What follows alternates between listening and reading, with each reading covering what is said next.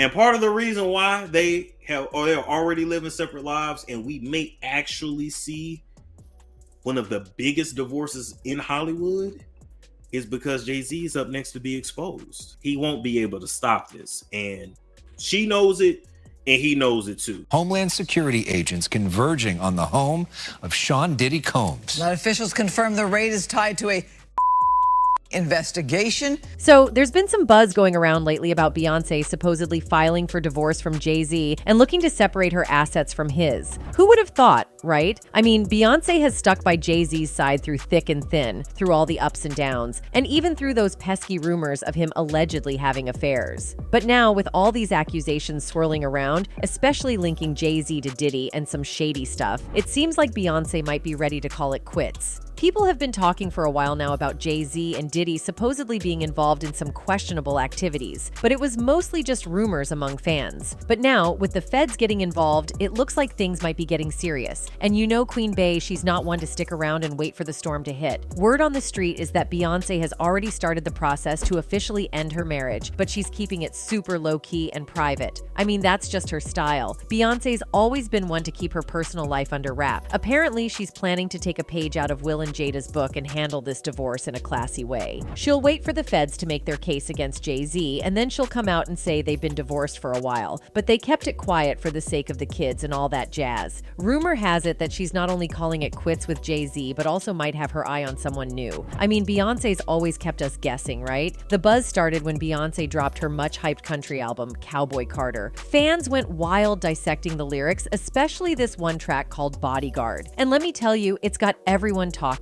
See, some fans are speculating that there might be more to Beyonce's relationship with her hot bodyguard, Julius DeBoer, than meets the eye. Now, DeBoer's been by Beyonce's side for over a decade, protecting her through thick and thin. He's practically been her shadow at every major event, from concerts to personal moments like the birth of her kids. And let's not forget that whole elevator drama with Jay-Z and Solange. He was there for that too. But here's where it gets juicy. Some of the lyrics from Bodyguard have fans thinking Beyonce might be spilling the tea about a secret relationship. Lines like, "I give you kisses in the backseat. I whisper secrets in the backbeat. They couldn't catch you.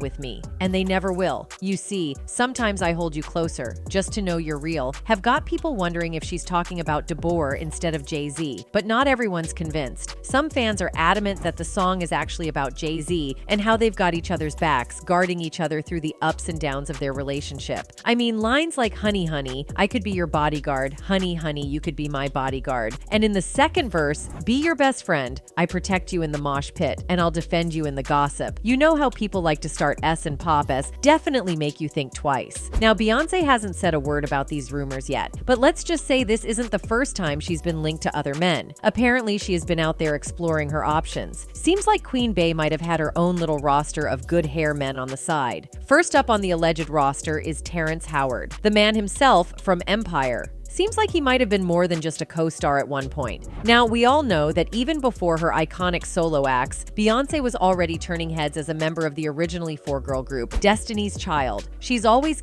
on stage. This brings us to the drama that transpired between Beyonce and Terrence. As a matter of fact, there was a time when she had literally taken Terrence Howard's breath away. Until now, fans can't stop talking about it. It was 16 years ago, yet the YouTube clip of that moment still gets comments to this day, pointing out the Empire actor's hilarious reaction to Queen Bey's presence. Back in 2004, Destiny's Child dropped their sultry R&B jam, Cater to You, and it was a hit among fans, especially the fellas. I mean, the song's all about these gorgeous girls pledging to serve up some serious TLC to their men whenever they please. But rewind to 2005, and things were a whole lot different. Remember when Destiny's Child slayed the stage with Cater to You at the BET Awards? Those girls were on fire, dressed to the nines in elegant nude brown dresses that hugged every curve. And don't even get me started on Beyonce. Folks were straight up mesmerized by her beauty, with YouTube commentators still swooning over her looks to this day. Now here's where things get juicy. The girls were looking for 3 lucky dudes to join them on stage for a little catering special. And who does Beyonce pick? None other than Terrence Howard, who happened to be sitting right next to her parents. At first, Howard was all smiles, but as the performance went on, his expression shifted. It's like he became totally hypnotized by Beyonce's performance.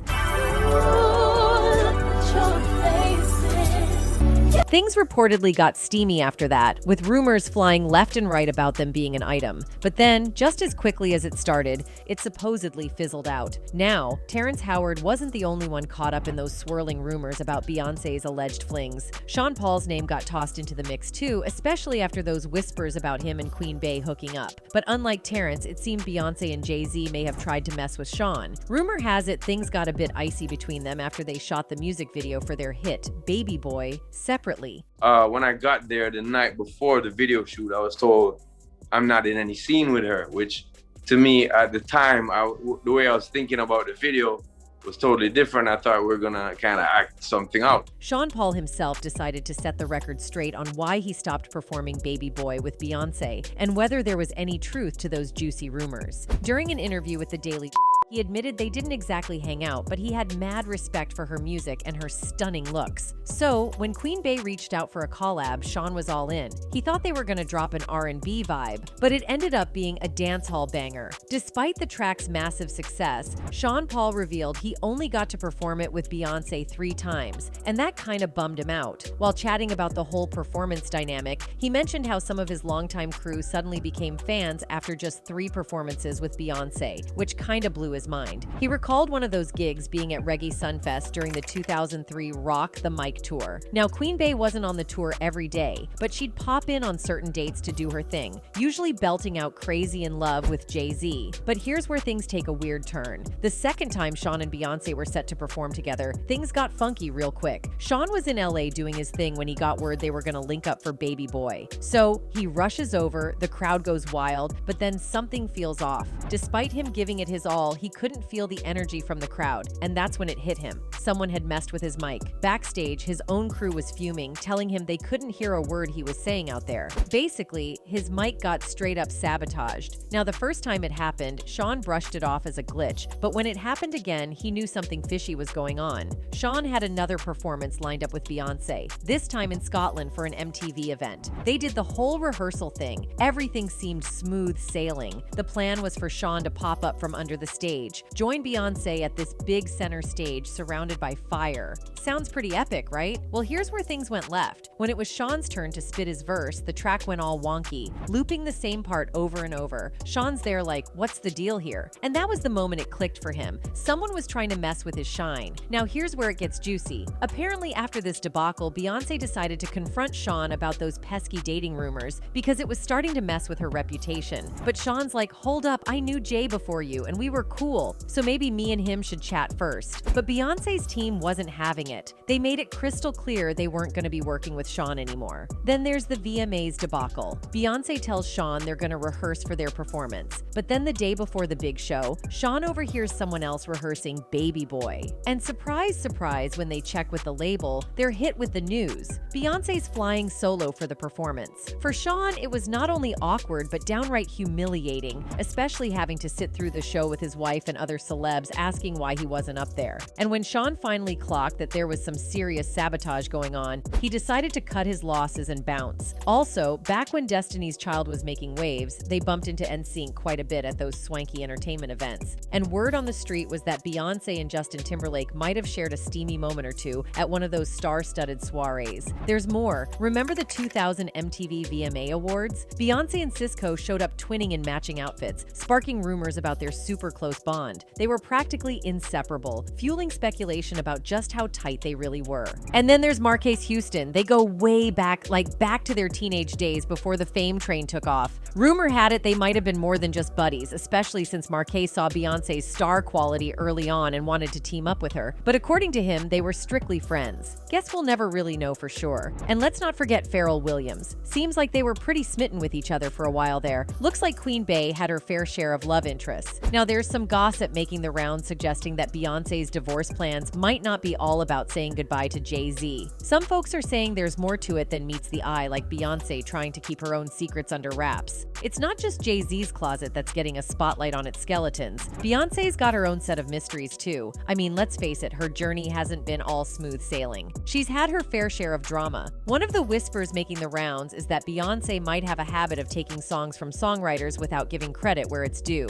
Tiffany Red spilled the tea about this and shined a spotlight on Beyoncé for allegedly taking credit for songs she didn't actually pen. For those of you who don't know, Tiffany is basically the behind-the-scenes powerhouse who has penned hits for some major players in the music business, like Jennifer Hudson, Fantasia, Tamar Braxton, and even wrote Zendaya's banger Replay. Plus, she's got Cassie's back too. She went all in on an interview not too long ago, calling out Diddy for how he treated her. And Tiffany's not the type to stay silent. She's on a mission, and this year seems to be all about laying bare the not-so-pretty truths of the music industry. Now let's talk about the elephant in the room: unfair practices. Tiffany's been spilling the tea on how songwriters often get the short end of the stick. You see, when a songwriter pens a tune for an artist, the artist often snags a chunk of the publishing, even if they didn't lift a finger on the writing front. And guess who's one of the poster kids for this whole shindig? Queen Bey herself. Not only does she nab credit for songs she didn't whip up, but she's also raking in a hefty chunk of the royalties. And it's eating into the pockets of the real wordsmiths behind the tunes. But here's the thing, Beyoncé's been able to pull off this slick move because she's got folks signing NDAs left, right, and center whenever they hop on board to work with her.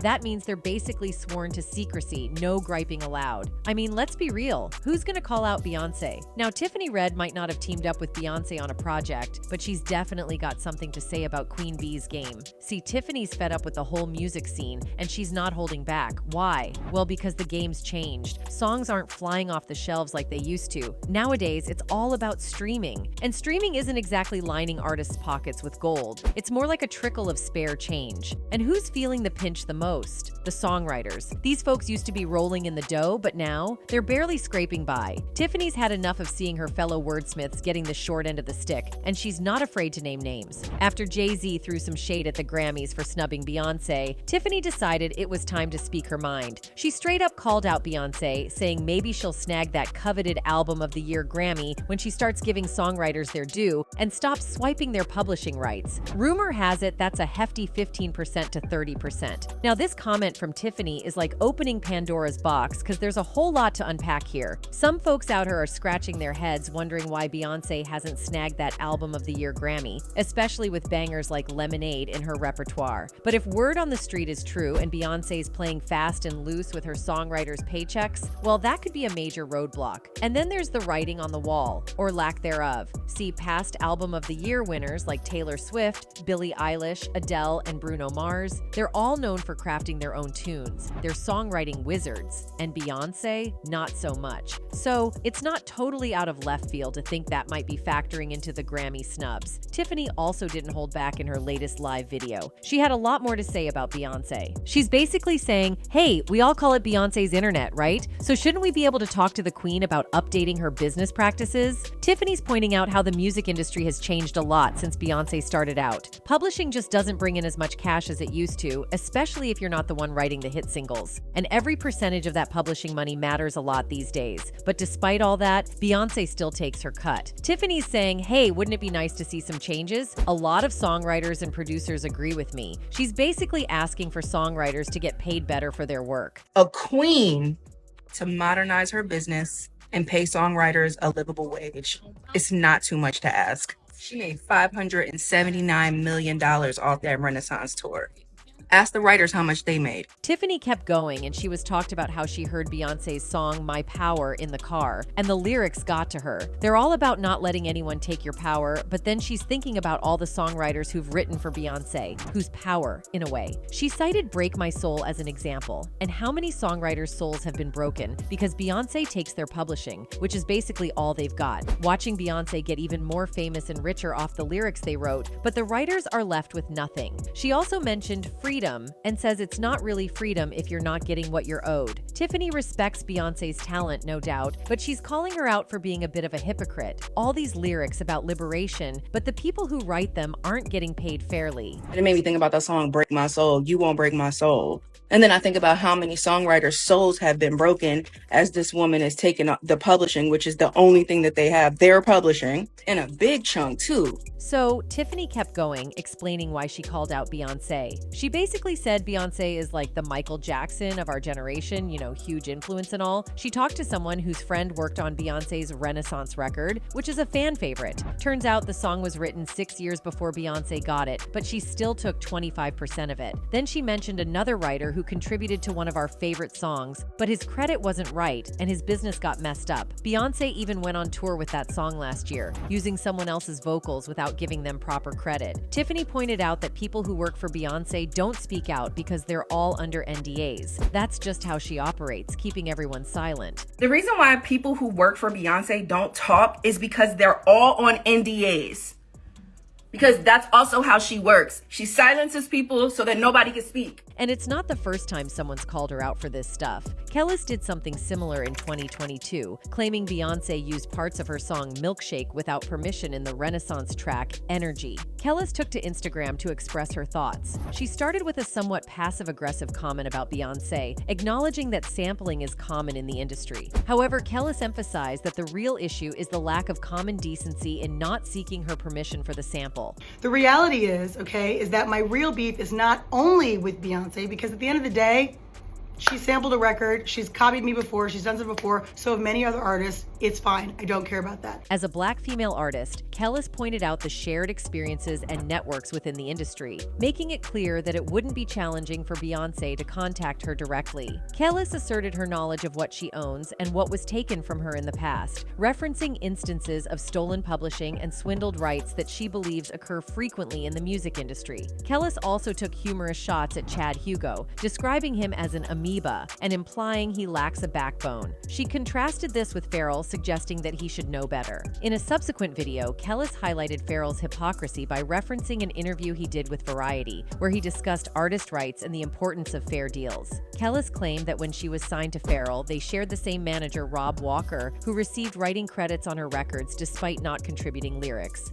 She insinuated that this arrangement could have led to Walker continuing to receive royalties from her music, a situation that she found unacceptable. But the reality is that this is more about the fact that there's a lot of hypocrisy and there's a lot of nonsense. So we've got Pharrell, who did an interview, I think last year, talking about... So that's Tiffany's take on things, really laying it all out there. She's calling Beyoncé out and saying she needs to listen up and make some changes. And Tiffany might have a point. Maybe Beyoncé's struggles to win Album of the Year at the Grammys have something to do with all this behind-the-scenes stuff. It's no secret that Beyoncé has a ton of Grammy wins, and some people speculate it's because of her connections, like Jay-Z being on the voting committee. But even with all that, some folks still won't give her that top award. Maybe it's because of how she handles things in the industry. It's interesting how everyone kind of knows about it, but songwriters still line up to work with her. It's like, why put yourself through that if you know what you're getting into? Sure, having Beyoncé's name on your resume is a big deal, but it doesn't pay the bills. It's a tough call for songwriters,